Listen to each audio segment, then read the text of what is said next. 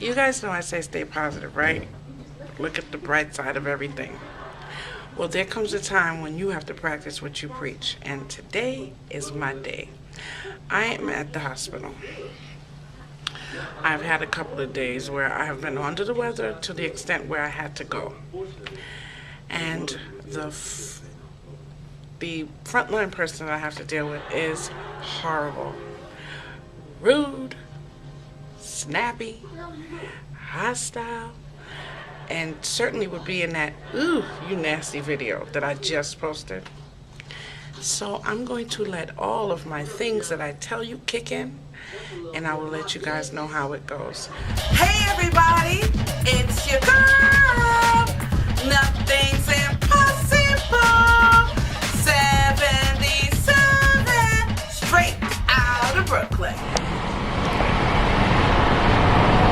Good morning, everyone. Well, you saw the little excerpt that I put in the beginning of my video. Yes, I went to the hospital a couple of days ago. And boy, oh boy, did I have a rough time. You know, I got to the hospital. I was in a lot of pain, guys. So much pain. Unbearable pain. And as you know, first thing that happened was I got this lady at the reception area that was really nasty, you know, and I realized right away, I was like, you know what, this is a test.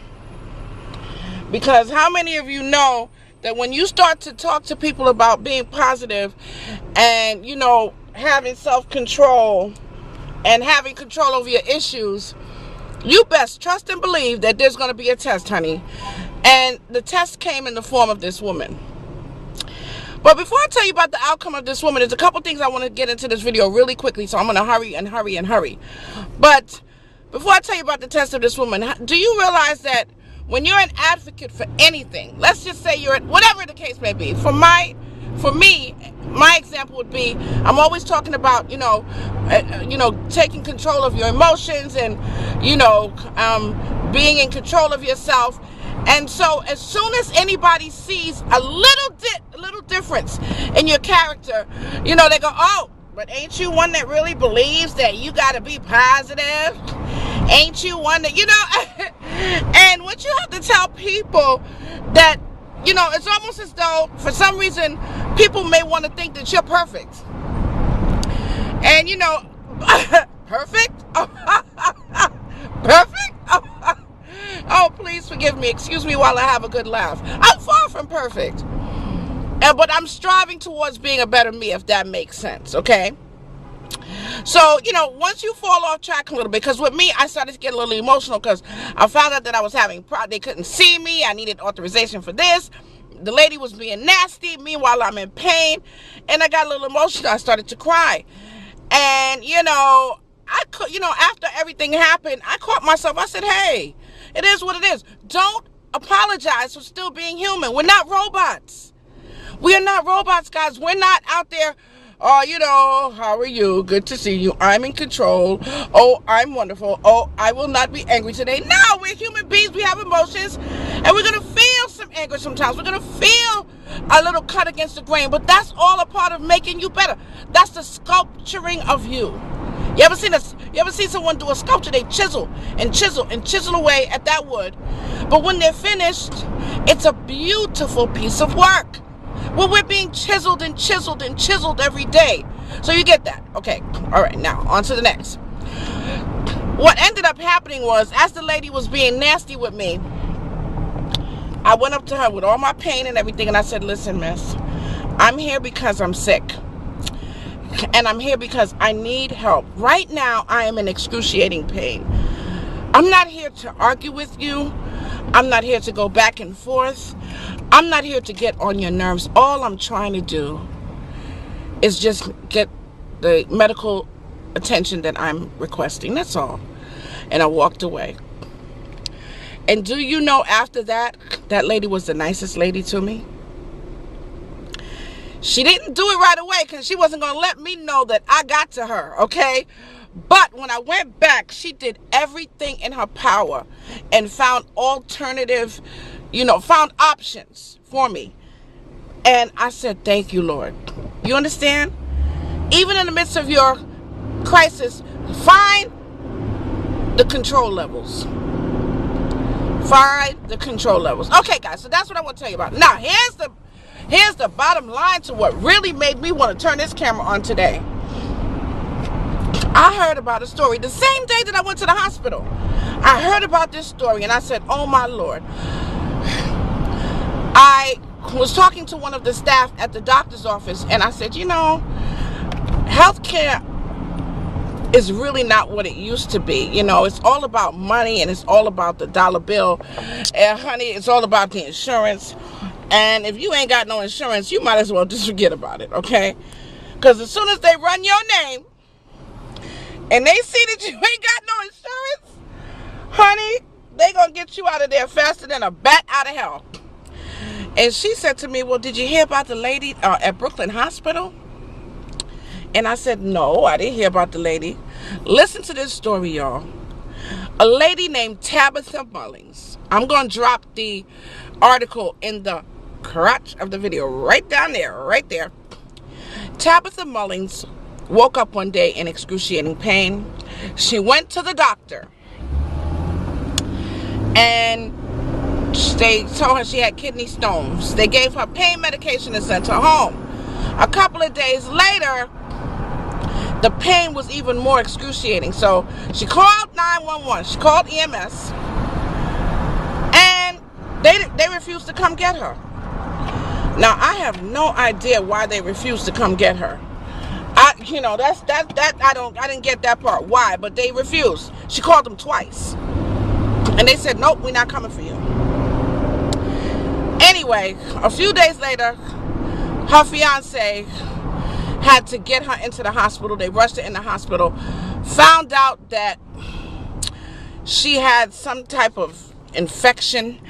And long story short, she went into a coma. Okay? I'm fixing my hair a lot because I was sweating and my hair's messy. A few days later, she went into a coma. And when Tabitha Mullings woke up, and I hope I'm saying her name correctly, but her name is correct in the article, I'm sure. She had no hands, no feet, and she was blind in one eye. Do y'all hear what I'm saying to you? And the reason this really struck me is because they awarded her $18 million, $17.9 million. Really? Now, this goes back to what I'm saying about the things that, you know, mean. Do you think that this lady would rather have both her feet and both her hands rather than be given $17.9 million? Let me give you a moment while you think about it. $17.9 million. I came in there with both my feet and both my hands, all my fingers and all my toes, and I could see out both my eyes, and I woke up and I'm a quadruple amputee. Are you serious? So, you know, for the people out there that's talking about, oh, I want to be a millionaire, and you craving that money, honey, would you want it at that cost? Because a lot of people tell the universe, or whoever they tell, I want to be a millionaire, but somehow you forget to leave out how you want to become a millionaire. See, that's why they say you got to be very detailed in your prayers. When I pray, and that's my little personal thing, but when I pray, I'm very detailed, honey. And people are like, why you got to tell God all them details? Don't you think he knows? No, he gives you the freedom of choice, and he gives you the freedom of speech, and he gives you the will to express yourself. You be like, oh God, I want a man. He send you a midget. No disrespect to the midgets. I love y'all too. But you get where I'm coming from. You ain't telling what you want. You said I want a man. He sent you a man. 3'4". How you doing? So, you know, I just wanted to say today that in a nutshell, what I'm saying is basically, even though you're striving to become a better you, you're still going to have bumps in the road. Don't worry about it. You're not perfect. You're not going to be poof, okay, overnight. It's a process. And the other thing I want to say is be grateful for just little things like having your fingers and your toes. Yeah, it sounds corny, right? To some of you, and I know it does. And you know, I smile to myself when I think about those of you that listen to my video and be like, please, kick rocks with that positive stuff. But when life slaps you in the face, and by the way, everybody gets slapped in the face by life, honey. Life gives you an open hand, backhand, and a fist right in the face sometimes.